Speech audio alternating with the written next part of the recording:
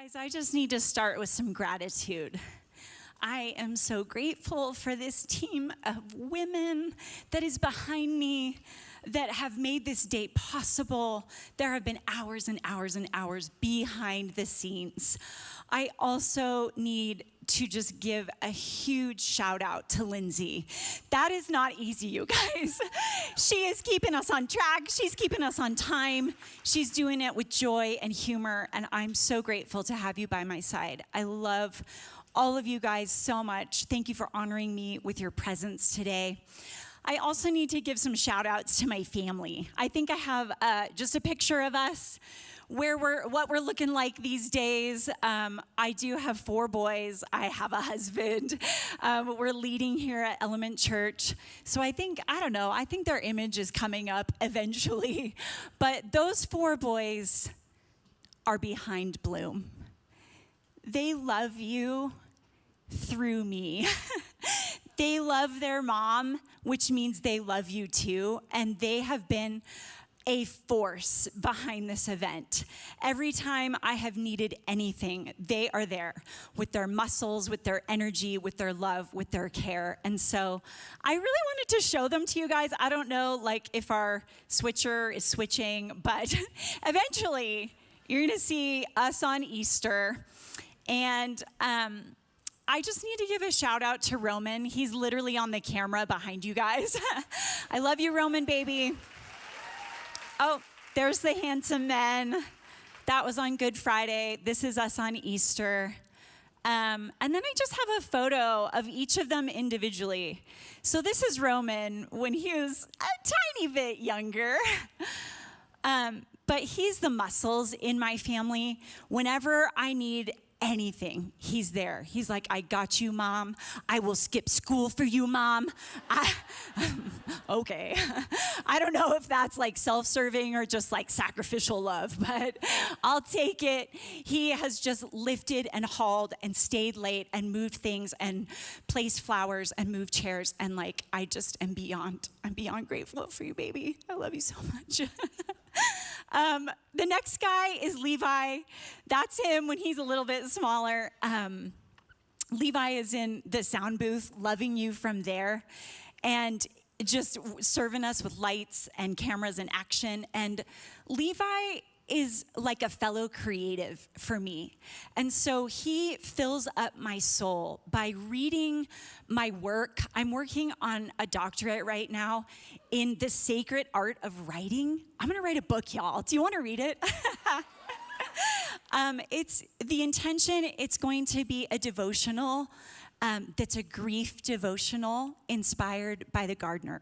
My dad was a master gardener, and he served someone that was even higher than him, the gardener that Mary met on the day that he rose from the grave, King Jesus. And so when Levi reads my work, I just believe him. He doesn't mince words. He tells the truth. So if he tells you it's good, it's just so life-giving. And so I feel like when I'm nervous about a sermon, he's like, Mom, you got it. You're so good at this.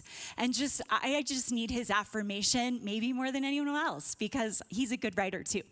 Then there is Asher. He's my third guy. That's just us. That's our relationship right there in a photo. He is probably my most extroverted child. He's wild, he's fun, he's never met a stranger. I have a story about him coming up in the sermon, and it's amazing. But he's also got this deep empathy. And I think when you really see people, you can have fun with them, you can converse with them, but there was a moment this week where it was just all the things were hitting. Buzz was traveling, I was doing everything, and I just had to have a mini cry sesh. You guys know what I'm talking about, right? Just I had to cry it out for a second. I was gonna be fine. I was in the line for Chick-fil-A, so I had to get it together, because they were ma'am, what's your order? And I was but Asher was in the car, and he was just rubbing my back. And he was like, Mom, we're here for you. We're here for you. There was another offer of skipping school. It's a theme. I was like, no, that's okay. You're here for me, right now in the car. And then there is my last guy, baby Gabe. He's older than that now, but He is just like my mini-me. He's my little left-handed love. He's an artist. He's a creative. And he is so into writing comics right now, you guys. And so I feel so empowered by the men in my life. I feel so empowered by my boys, how they believe in me, how they believe in what we're doing here. Like, they showed up on their prom day to serve y'all. And Pastor Buzz, he loves you. He makes a way for this. He says yes to anything we ask for. You have not because you ask not. So I was like, what if we did this massive women's conference?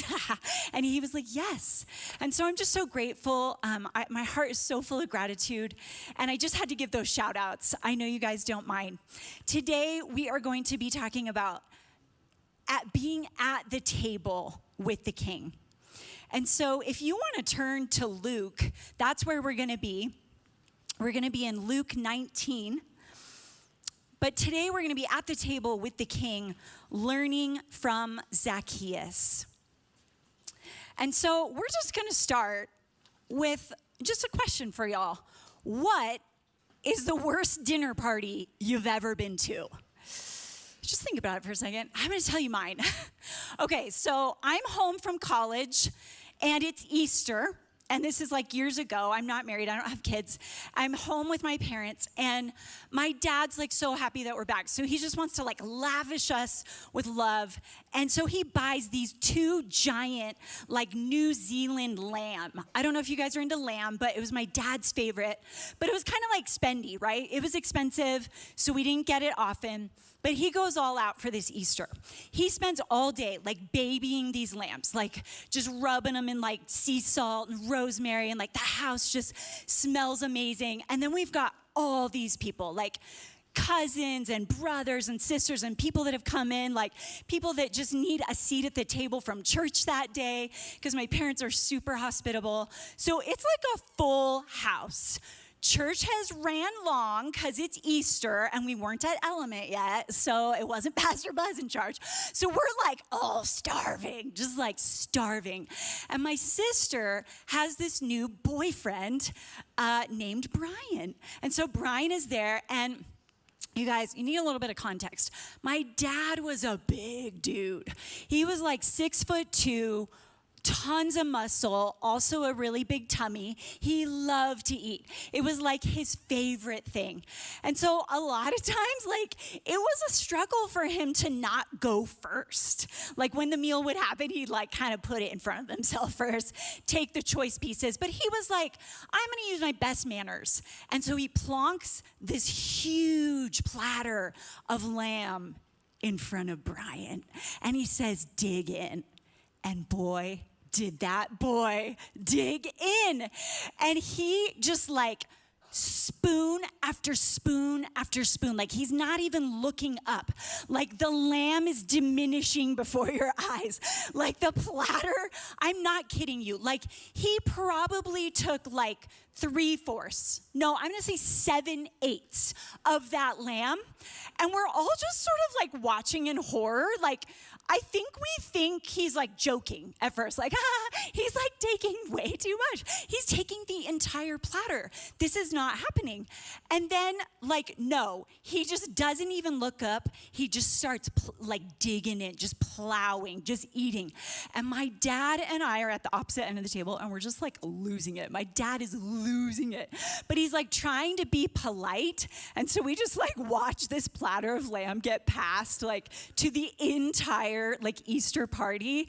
And like, it's like sad pieces at this point, like scraggly, like grizzly ones, like you don't even want them. But by the time it gets to us, you got it, there was not one piece left. So there was like a clove of garlic, which my dad like for sure took, because it was like, well, that's all that's left. And so it was just like the most awkward thing. For the entire rest of the meal, my dad is like passive aggressively like throwing comments like out at Brian, like, sure wish I had some lamb to eat with my potatoes. Sure wish I had some lamb for all this mint jelly. And it's just like awkward, like so awkward. There's no like meaningful conversation. There's no like redemptive moment. Like we're all just like without meat. And this boy just like doesn't notice. He's like head down, just like guzzling lamb. And then he takes seconds of dessert. Like, how dare he? Anyway, it was just like this memorable day of like, this was kind of a terrible guest. Like, we can't even really say the name Brian anymore without saying, do you remember Brian? Brian. And we're just always like, Brian. Names have been changed to protect the guilty, okay? Don't worry about it. It may or not be Brian. But she promptly broke up with him, so like, it's fine. But it wasn't just the lamb debacle, like it was other things. But it was just such an awkward day because there wasn't like meaningful conversation. There wasn't rich supply. There was tension in the room, and it just didn't hit that hospitality spot. So I know that there are like way worse things that can happen at a dinner party, right? Like what are some worse things? Just shout them out. Shout them out. What? Yeah? Louder. Oh, yeah. Yes. Someone throwing up on a roller coaster? What? Yeah, that is a worse thing. I don't think that happens at dinner parties. But there's way worse things in hospitality, right? Like being at a party that just, like the whole time you're just wishing that you were at home, like watching paint dry, because it's just like, it's so long, it's so boring, like no one's talking to you. What about just situations where like no one asks you anything meaningful? No one like gets to know you. I once stayed with a family for a whole weekend and I felt like a little ghost. No one asked me a single thing about myself. I just came and I left, and I felt more lonely for having gone. I felt invisible in that space. That's hospitality gone wrong. What about the party that like you just don't even get invited to, but you for sure got to see it on social media? You for sure got to know that you were not included. That's a painful hospitality moment, isn't it? To just feel unwelcome or uninvited or not included. So hospitality can come with a lot of feelings. It can come with feelings of just stress and like tension, like it can feel pressurized or complicated between the relationships, #Brian. It can feel wonderful, it can feel delightful, or it can feel really painfully lonely. So today we're gonna talk about hospitality done right. We're gonna talk about the best example of a host that ever was. We're gonna see what happens when we get invited to the table of the King. And not King Supers, y'all, King Jesus. I had never heard of that store, and I was like, what? He's like the Super King? It was like a weird, okay. We don't have that on the West Coast, but it's a great grocery store. I have since checked it out, and it's amazing. So our theme is from garden to table, cultivating hospitality.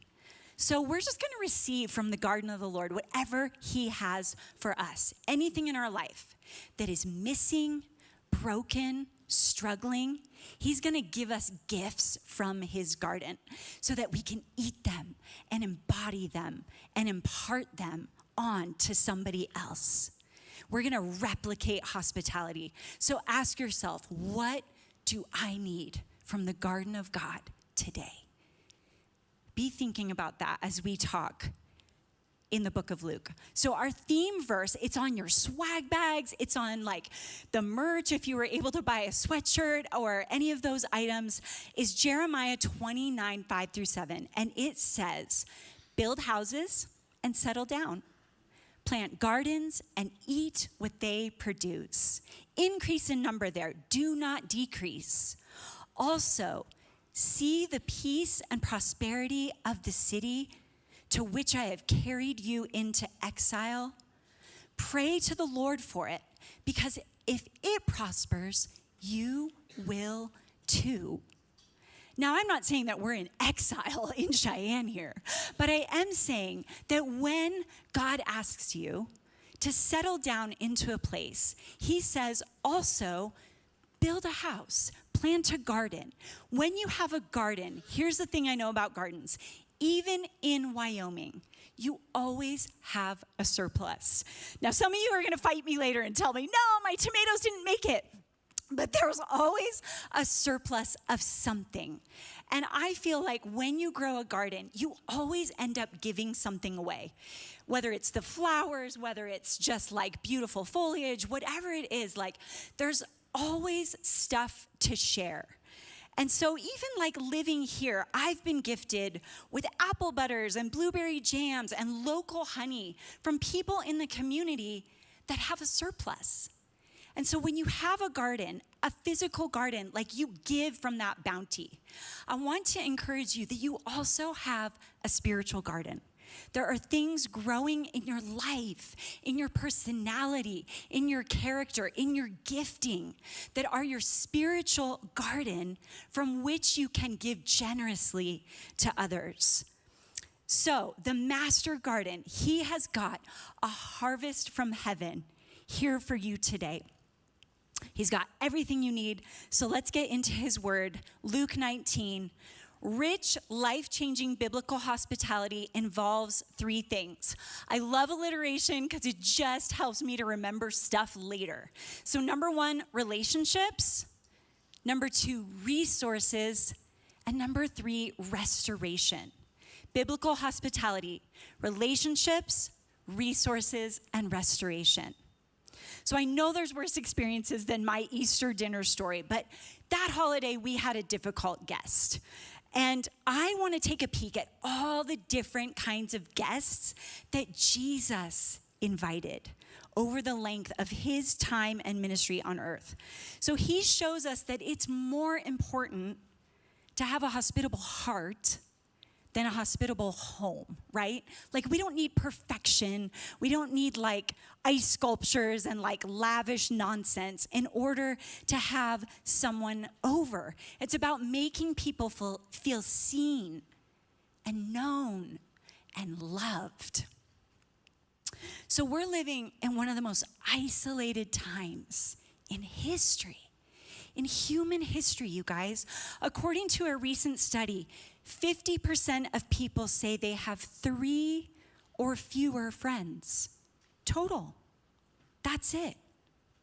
12% say they have no close friends at all. And I believe it. I see it. People all around us are lonely, misunderstood, and not being included. And maybe it's you. I know it's very often been me. And you might think, what? Not that girl on the stage in her cowboy boots that are fake and her yellow dress. But yes, I have very often been lonely, excluded, isolated, hearing about stuff after the fact. It's the worst to feel unknown, uninvited, and unseen. But Jesus is the friend that sticks closer than a brother. He wants us to feel richly loved and known by our community. He's the best host ever. So let's see what kind of people get invited to the King's table. Let's take a look at Jesus's guest list.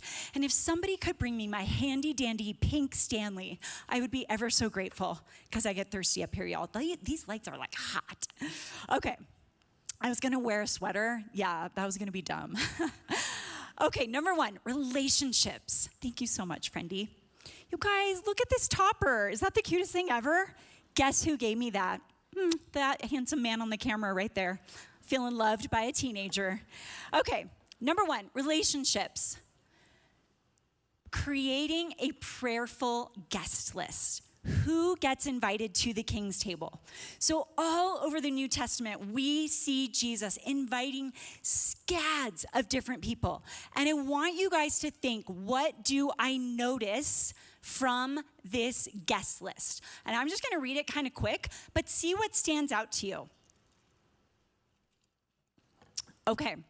He invites his friends, Mary, Martha, Lazarus, his family, his brothers, his mother, his staff, the disciples, the outcasts, tax collectors like Zacchaeus, prostitutes like Mary Magdalene, His enemies, Judas and the Pharisees. High society, religious leaders like Simeon. Low society, women at that time, fishermen. The wanton woman who washes his feet with her hair and her tears. People in power, people in captivity, crowds, children, besties like Peter, James, and John, strangers, the unlovely, the unloved, and the uninvited. These are all people Jesus shared a meal with. Go and do likewise. I could just finish right there. Bye, peace out. But I'm not gonna. We have a little more. Keep trekking with me. But go and do likewise, you guys. The thing to notice in this list is how many sinful, rejected, lonely people that he draws close to. So let's read about one of the worst. So this is Luke 19. Y'all, I advertised Mary and Martha, and I just felt like the Holy Spirit said, nope, that's an old word. If you guys want to learn more about it, I have a whole YouTube video. You can dig in. I really dig into their story, and it's awesome. But this is fresh manna for today. And I just felt like the Lord said, nope, pivot to Zacchaeus. So I'm sorry if you were really looking forward to Mary and Martha. They're on the internet. Go find them. Okay. Zacchaeus, Luke 19:1. Now I want you guys to listen so critically. If there is a word that stands out to you, if you've got your Bible or your phone app open, circle it, underline it. There is not one word of scripture that is wasted, okay? Every single word is intentional and has power. And this is a short story, but holy moly, buckle up, because there's so much revelation. Jesus entered Jericho and was passing through. A man was there by the name of Zacchaeus. He was a chief tax collector and was wealthy. He wanted to see who Jesus was, but because he was short, who can relate? 5'2". Okay, thanks, Mom. Could have got a few more inches, but 5'2". He was short. He could not see over the crowd. So he ran ahead and climbed a sycamore fig tree to see him, since Jesus was coming that way. Okay, so what do we notice in the passage? First thing, Jericho. What do we know about Jericho? If we don't know anything about Jericho, this story isn't that powerful, because context has power. Jericho is a really wealthy, important town. It is a strategic location as a gateway to other places. It's a thoroughfare for travelers that are on their way to Jerusalem. It is called the City of Palms because it's like a luxurious, wealthy place. The winter palace of Herod the Great is there. It's a haven to wealthy, powerful people. And get this, it is the most heavily taxed city in the ancient world. Okay, so now we got some context for a story about a tax collector. If we're in the most taxed city in the ancient world, is he going to be making some Skrilla? Yes, he is. I don't even know if you can use that word anymore. My sons will tell me later, Mom, you sound so dumb. Okay, he was making a lot of money because he was what? Not just a tax collector, a chief. He was a chief tax collector. He was the boss of the tax collectors. So he had really climbed the ladder of greed. He was a super bad guy. Jericho is also the lowest town on earth. It is 800 feet below sea level. Isn't that cool? 800 feet below sea level. So it's the lowest town on earth, and it is also one of the oldest that we know of. There is no other city that we know of that has existed for that long. Do you catch a spiritual echo here about perhaps being at the lowest point in your life and feeling like you are too old to change? That Zacchaeus probably felt, I am the lowest of low. I am beyond repair. I am too old. It is too late for me. let's notice that Jesus was simply passing through. He was on his way to somewhere else. Write this down. Hospitality is interruptible. Half of Jesus's miracles, 50%, you guys, happened on the way to somewhere else. He was busy, he had an intention, he had a direction, and somebody interrupted him. And he said, I love you, I have time for you, I will be present to you, I will look you in the face. Zacchaeus, now that's something we need to notice in verse 2. It literally says, by the name of Zacchaeus. What does his name mean? It's not that powerful if we don't know what it means. Anybody? Anybody got a kid named Zach? It's probably a derivative. Zacchaeus means pure one, innocent. Oof. Do you think he felt like that? No, he did not. He was the scum of the earth at this time. He was seen as an absolute traitor to both his people and to the Roman people. He didn't belong anywhere. Nobody liked the guy because he's skimming off the top. He's taking a huge cut. So nobody likes him. He's sold out his people to the Romans, and he's getting rich off the poverty of his own kinsmen. So he's not liked, he's not trusted. And then it says that he climbs up to see over the crowd. Oftentimes, we need to rise above the distractions of a crowd. The crowd is full of distractions. It will tell you, you are too busy for hospitality. Your house is not nice enough. You don't have enough resources. Who would you invite? You're not worthy. You don't have anything to say. The crowd is full of nonsense. It murmurs, it complains. It didn't like that Jesus was stopping for Zacchaeus. You got to rise above the distractions of the crowd to see Jesus clearly. What's the deal with a sycamore tree? I told you, y'all, we are breaking it down, okay? We're only to the tree. So he's up in the tree. But what is so cool is that a sycamore tree is symbolic for uncleanliness that comes before spiritual regeneration. Literally within their culture, that's what its symbol is. So it's like, to the reader, you're supposed to know that. Like, oh my gosh, something's about to happen. So this is like a key that there is life change about to happen. These trees, they also offer fruit year around, and they can live, forget this, thousands of years. They are a beautiful picture of God's enduring provision of when you're at his table or in his tree. I'm going to tell you guys another little story about a wee man. You guys remember that song? Zacchaeus was a wee little man. Okay, I was like, who's old enough for that song? Because I don't know if we sing that anymore, and we should. So Zacchaeus wasn't just like small in stature. It was like he was small in soul. Like his spirit was small and sad and broken. And I have this story about another small man and a tree. And this is actually about my Asher, my third-born son. You guys, that kid has never met a stranger. He is the friendliest, most inclusive, like he just intuitively gets it. He gets hospitality. It's easy for him. It makes sense. And so this is back at our old house in California. We had all these luscious fruit trees in spring and summer.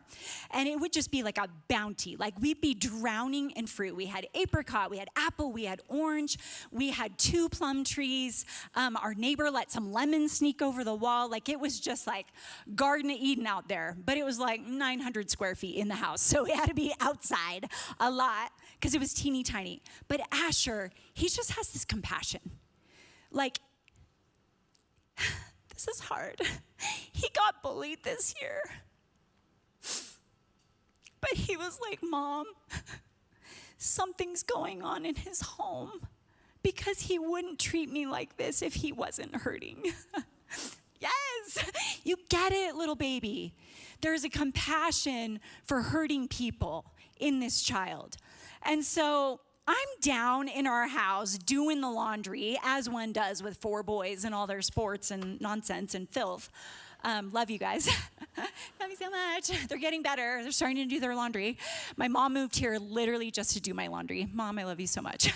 She fixes everything, gets all the stains, does all the things for all the people. She ironed like swag bags, so give her a hug. She's amazing. She's amazing. But anyway, I hear like Asher upstairs having like a whole grown-up conversation with someone. And I'm like, what is happening? Like, hey, don't open the door. Like, you're 6 years old. What are you, like we live next to Oakland, California. Like, I'm just like skittish. Like, what are you doing up there? And I come up later and he has had a whole conversation with our mail lady about how the prices of plums have skyrocketed.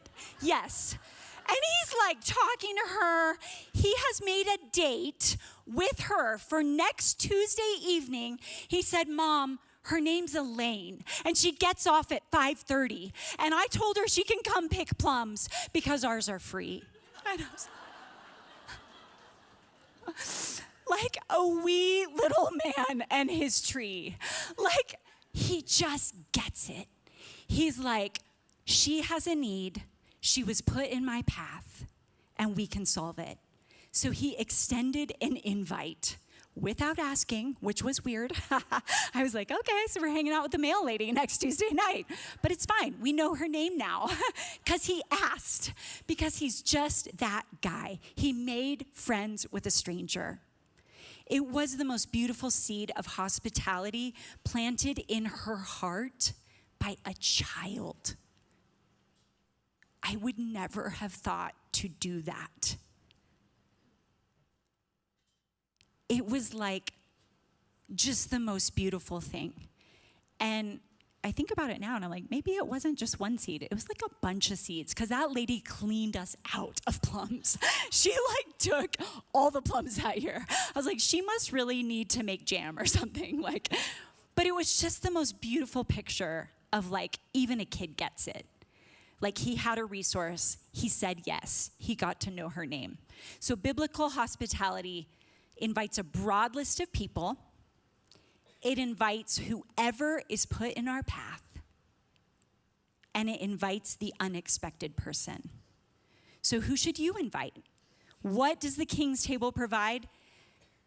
Unexpected relationships. How can I be more hospitable? Start however you're ready. Start a connection. Send a text. Maybe that's step 1. Make a call. Build a bridge. Widen your circle. Invite yourself over. Use those Chick-fil-A cards that y'all got. Wasn't that generous? Like, everybody got a free thing from Chick-fil-A. Cindy Mefford and her husband own it in this town. They go to our church, and they love you guys. So make it as simple as that. Yes, it's amazing. Do you know someone lonely or left out in your orbit? Do you need to build a bridge with someone? Maybe it's someone who seems too busy, or even like they've got scads of friends. Look for who is in your path. Invite the uninvited. Prayerfully make a guest list. Begin cultivating unexpected relationships. And you guys, sometimes that's the mail lady. Sometimes it's somebody who's difficult for you. Oof.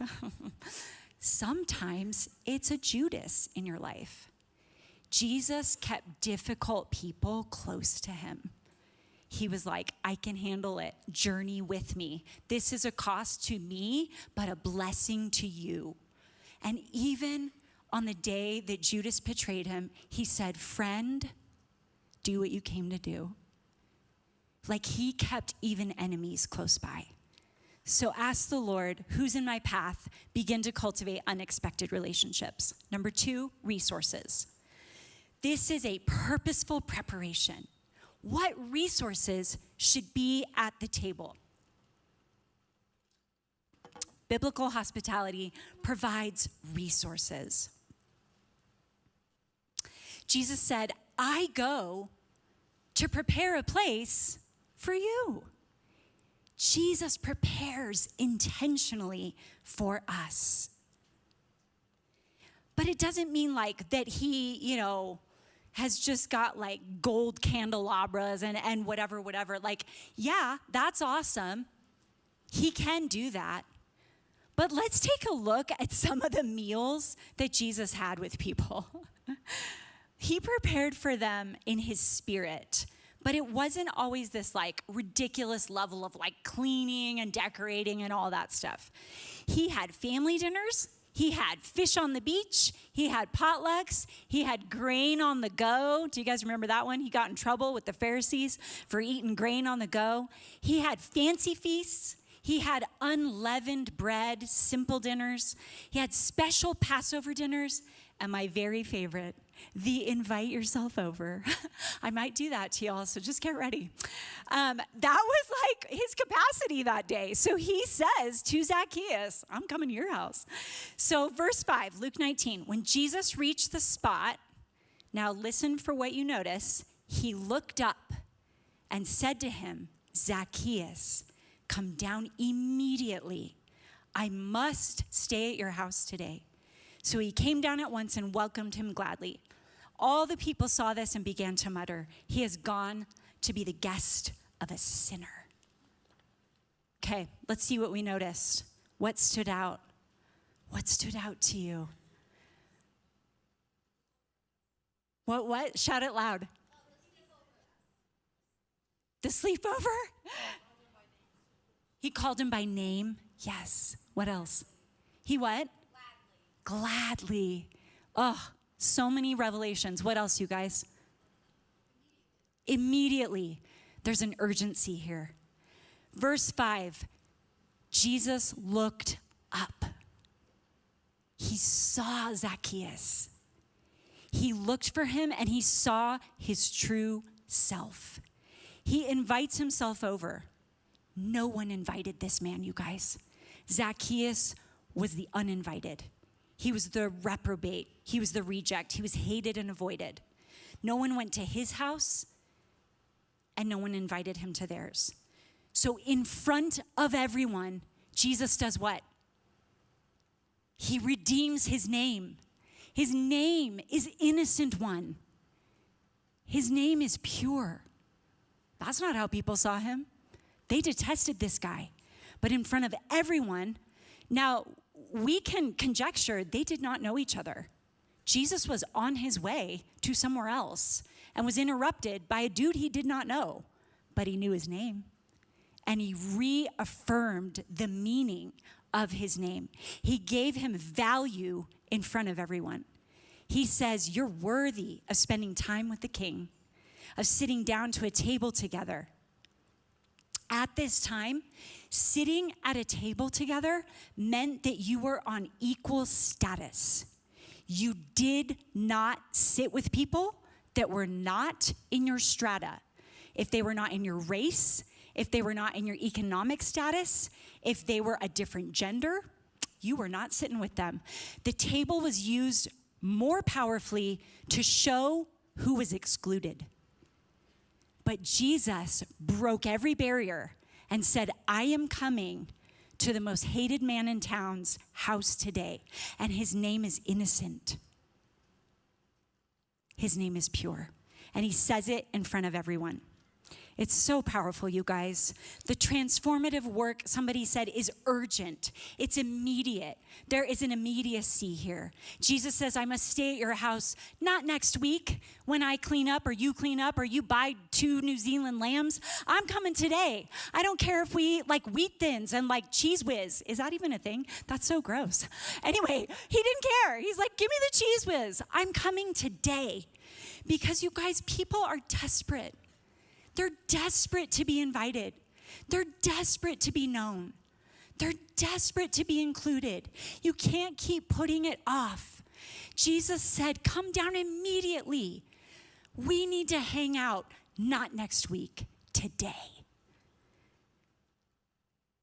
Neither Zacchaeus nor Jesus had time to prepare something fancy or lavish. The heart of hospitality is to connect, not to impress. The main resource you can offer someone is your attentive presence. They do not care what you serve them. They care if you're listening. They care if you know their name. They care if they feel welcome and loved. Zacchaeus got in a position to see above the distractions, and he's rewarded with Jesus's undivided attention and presence. Like the coolest guy in the whole ancient world is coming over to him, and he calls him by name. He reaffirms his worth. And then Jesus gives him the best gift, which is his words. One of the best things you can give someone is an intentional word.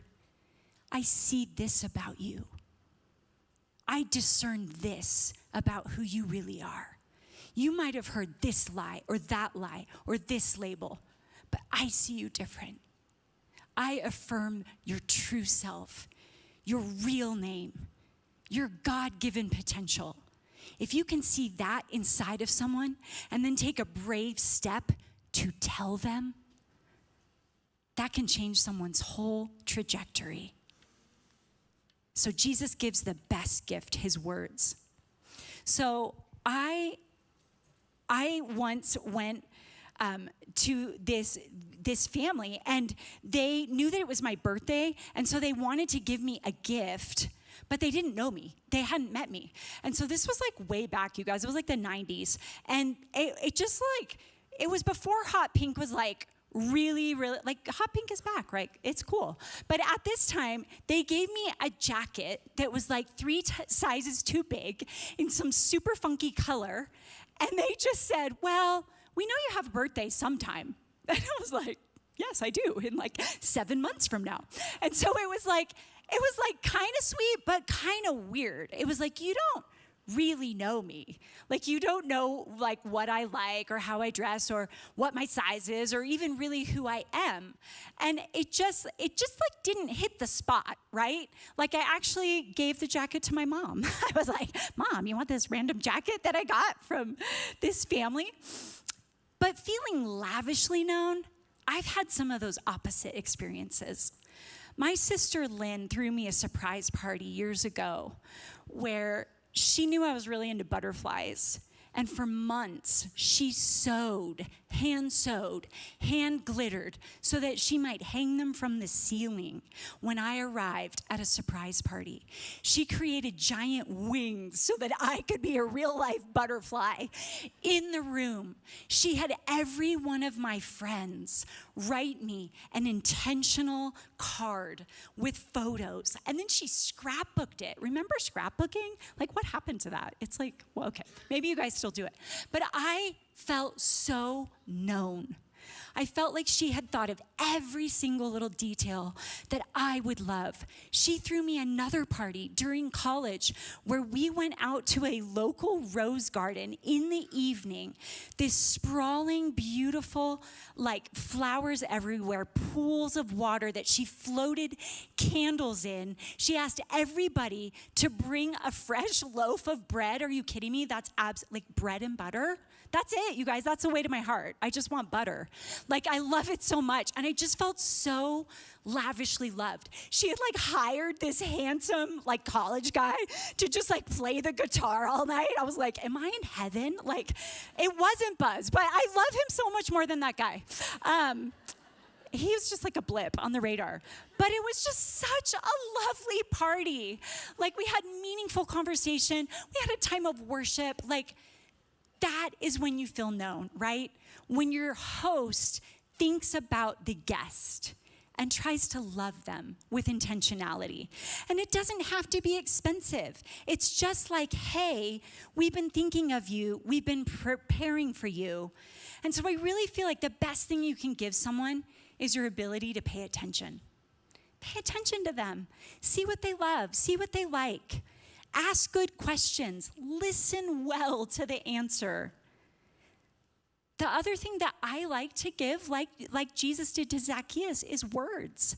Just write that person a letter. Give them a card just to affirm them. today, like all of the leaders, you guys, they like wrote you guys cards until their hands were cramping. Like they just wanted you to feel so welcomed and so prepared for. And so I hope you feel that all this decor, it's just frosting. It's just like beautiful little touches that you might feel seen and prepared for. Now, resources, they don't have to be a lot. They don't have to be expensive. It's just a thoughtful touch that says, I prepared for you, that I wanted to delight your heart. So maybe it's a little card, a piece of chocolate, their favorite flower. We put heaps of details into Bloom today that you might feel that heart of the Father, that hospitality heart. So purposeful preparation, it isn't just physical. It's actually mainly spiritual. It's how you pray for your guests. It's how you come ready with your own talents and gifts to bless them. So what does the King's Table provide? Resources that are physical, spiritual, and lavish. So how can I be more hospitable? Offer your time, your food, your provision, thoughtful gifts, but also your encouragement, your prayers, your conversation, your undivided attention, your hope. Offer people hope. So write that down. Begin offering resources that are physical, spiritual, and lavish. Number 3, restoration. So these are the intentional outcomes that you want from a hospitable gathering. What are your intentional outcomes? Who needs to be healed at this table? From the king's garden to the servant's table. I mentioned it before, but ancient kings' gardens were lavish. They were full of supply. You could live there and never leave. So time at the king's table is hospitable. It's habitual and it's healing. The meaning of the word hospitable in Greek, does anybody speak Greek? My husband does. That's weird. Who speaks Greek? The meaning of hospitable, so the word is philoxenia. Philoxenia. It is actually the opposite of xenophobia. That one you might know, which is a fear of strangers. Philoxenia is the meaning in Greek of being hospitable. It literally translates to friend to a stranger.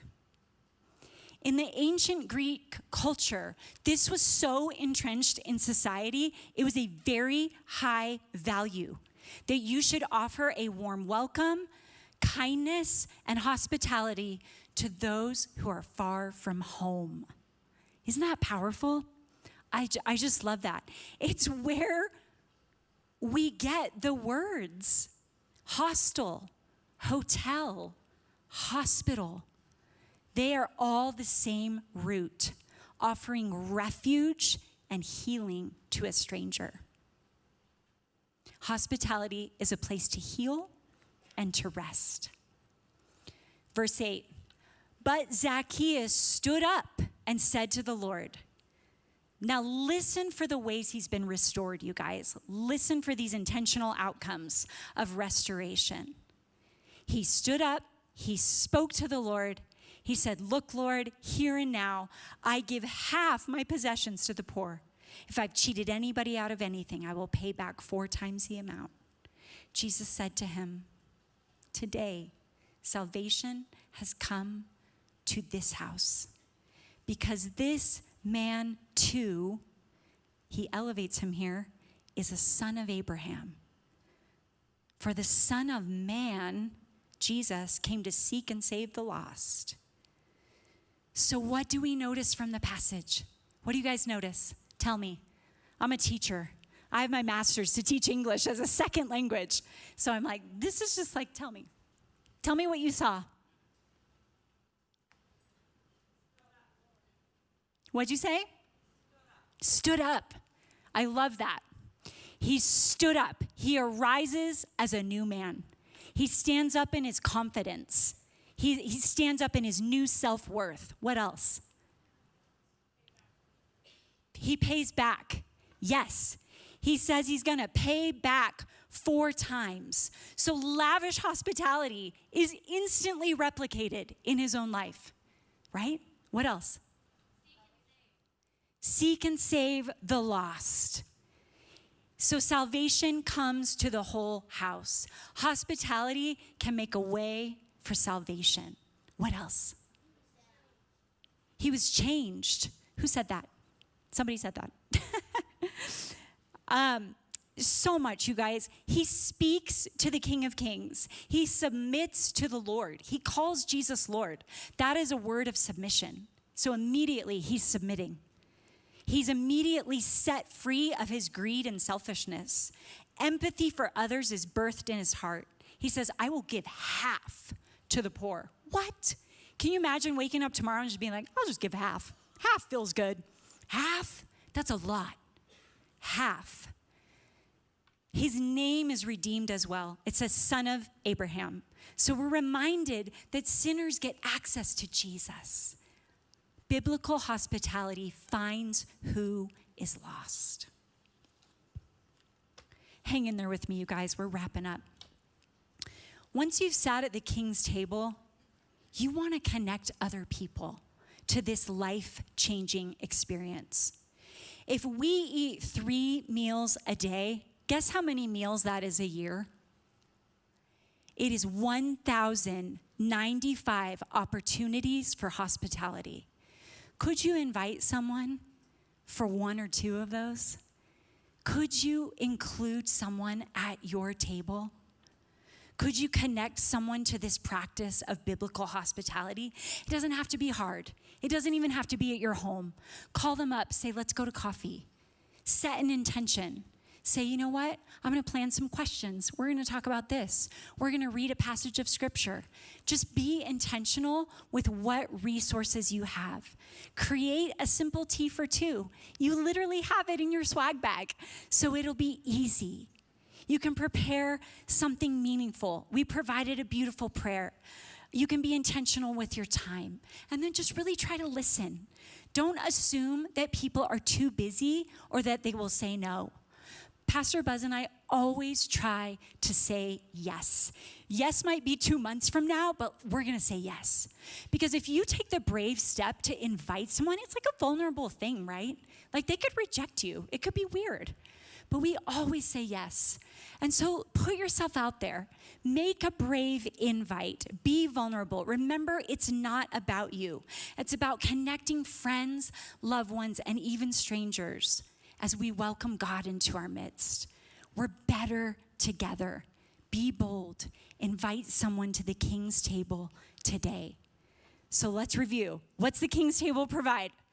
Restoration for anything missing, broken, anything full of weeds. The King's table provides freedom from sin and access to a new family. Time spent sitting with the King can reach into your past and fix that. It can go into your future and offer you anything you need, all the fruit of the Spirit. The King's table provides a place to learn, to be corrected, and to be healed. At his table is every good thing. So how can I be more hospitable? Create spaces for restoration. Connect your guests to the King. Let him be the focus and the goal and the intention behind every gathering. Biblical hospitality involves what? Relationships, resources, and restoration. So cultivate unexpected relationships. Offer resources that are physical, spiritual, and lavish. And then create spaces for restoration by welcoming the King gladly. We have this really special time, and the worship team is going to come out, and I'm just going to tell you just a short story about my journey with this power of hospitality. While I'm telling you guys that story, I want you to dig out that little seed paper. So the worship team is coming back out here, and I want you guys to find that paper that says a harvest from heaven. And I hope that someone at your table has a pen and that you can share and pass it around. But dig out that paper. It might be in the big bag, it might be in the little bag, we don't know. But those were lovingly made for you.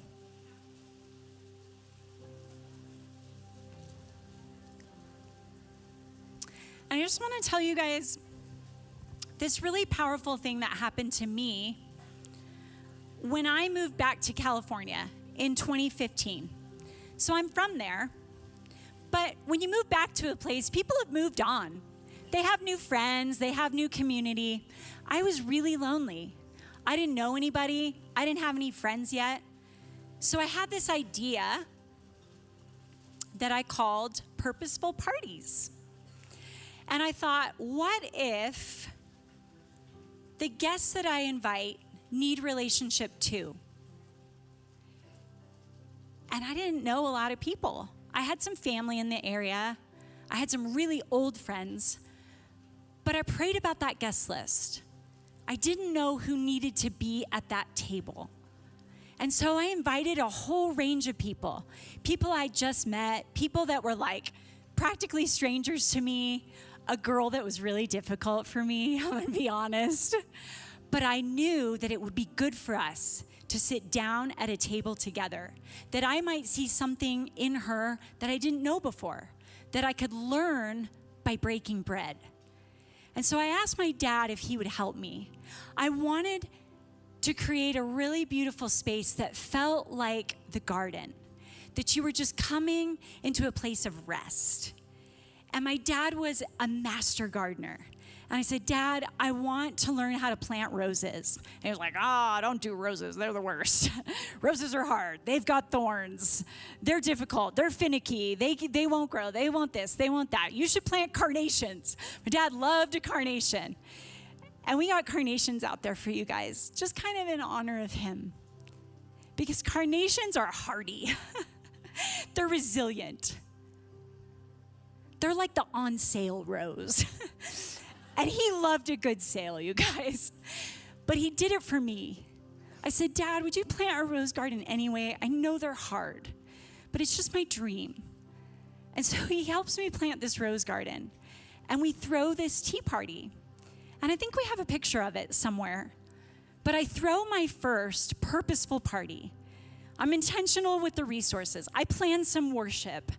We sing, we eat, we break bread. I make all these little seed packets with everybody's names. There's a card in there so that you get some words and you feel loved. My sister was having a tough year, so I threw another one just for her.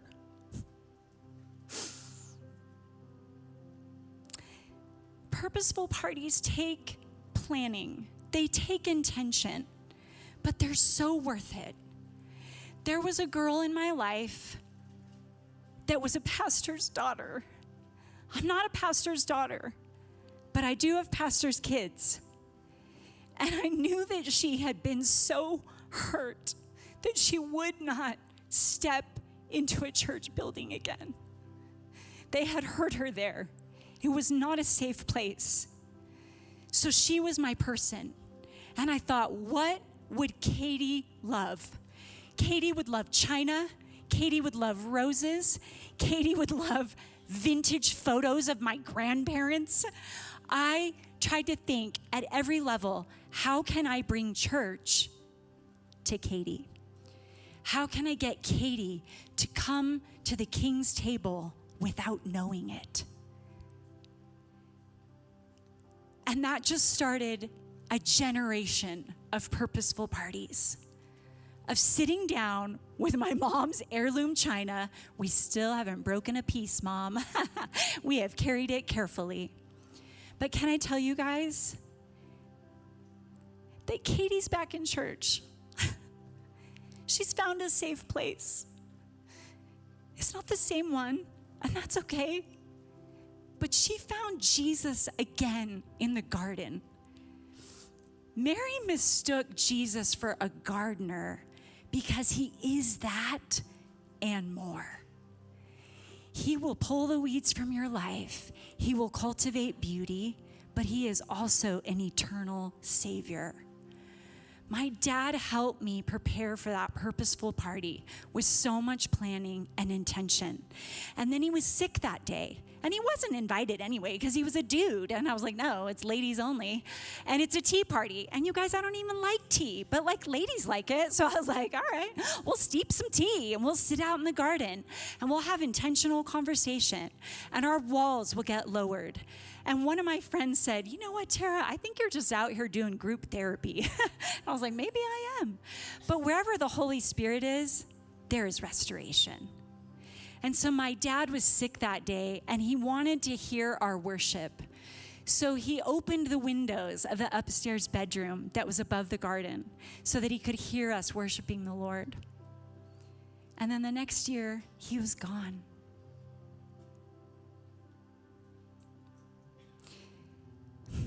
And he listened from the windows of heaven that year. And that was a tough year, you guys. We didn't want to gather. We didn't want to celebrate. We didn't want to feast. But we knew we had to get back to the table of the King. That if we could get there, even in the depths of our grief, that he would meet us. That he would give us the supply. That he would heal us there. And so I want you to ask the Father for whatever it is that you need from the lavish garden of the King. Do you need comfort today? Do you need forgiveness? Do you need time management? Do you need confidence? Do you need a new name? Do you need to know that he was there when that really tragic thing happened? Whatever it is, write it down. He is going to give us a harvest from heaven.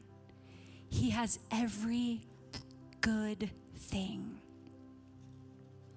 Maybe you need patience. Maybe you need to change your perspective. Maybe you need peace. Maybe you need a physical healing in your body.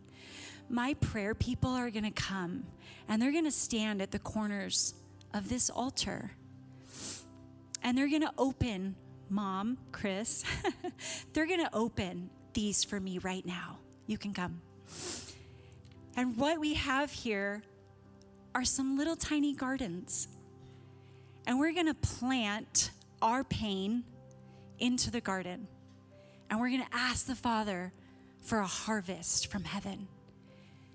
And so when you feel ready, if you feel ready, this isn't mandatory, but it is powerful. And I encourage you to do it. Maybe you come as a table. Come and plant it in the garden of the Lord and watch what he will do. Watch how he will transform your pain. I'm writing my doctorate about how I lost my dad and how much I learned with him in the garden.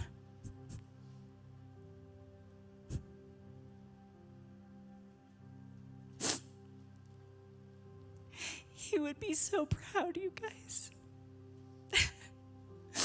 He started this. He planted the first rose. He believed in me. He said, replicate this, Tara. Do it bigger. And every year, we expanded the table. And the table will get longer and longer and longer until it covers Cheyenne, until it covers the Mountain West, until every woman feels seen and known and loved and welcomed at the King's table. I need to read you guys the end of Jeremiah. It's our keynote verse, but do you know that that whole book is so depressing?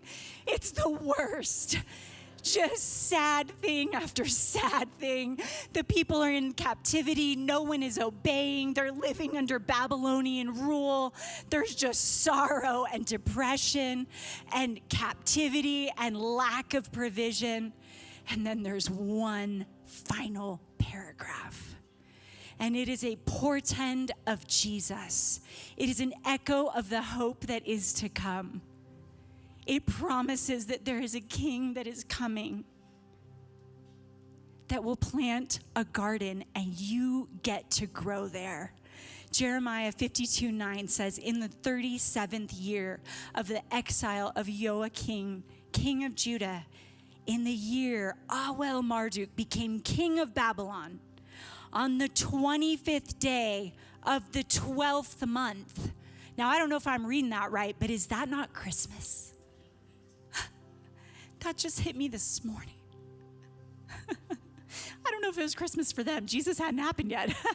But it was the 25th day of the 12th month. And it says he released Joachim, king of Judah, and freed him from prison. He spoke kindly to him and gave him a seat of honor higher than those of the other kings who were with him in Babylon.